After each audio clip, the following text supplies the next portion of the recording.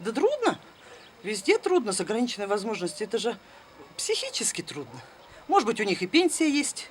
Не голодные же они сидят. Я их понимаю, конечно, но просто психически трудно. Как все бегают, а я нет. Все поехали на Байкал, а я нет. Только что вот морально как-то их поддерживать. Ну, что там, как-то занять чем-то. Чтобы они занимались, чтобы им не было скучно. Читали, компьютер. Сейчас хорошо компьютер у всех. Все-таки они стали общаться как-то с другими людьми, эти люди. Но и все равно вызывают, конечно, тяжелое чувство. Из жалости ничем помочь невозможно. Охота бы, конечно, взять всех спинальников и поднять. По мановению волшебной палочки встали и ушли. Но это невозможно. И только что вот, ну все равно же им всегда помогают.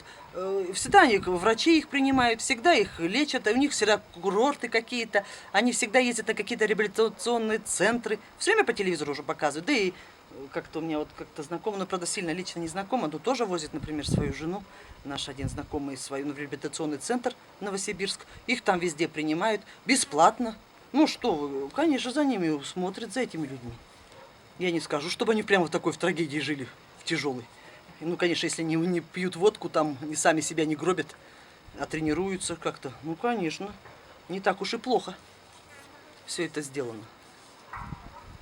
Я считаю, что все равно им помогают здесь хорошо. У нас и в Бурятии, наверное, в стране, во всей стране.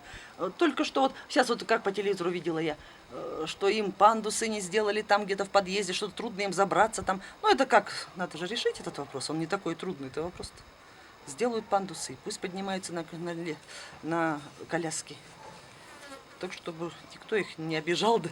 Все равно надо жалеть же их, таких людей. Да и я всех больных жалею. Я считаю, все люди у нас больные. Ко всем отношусь хорошо.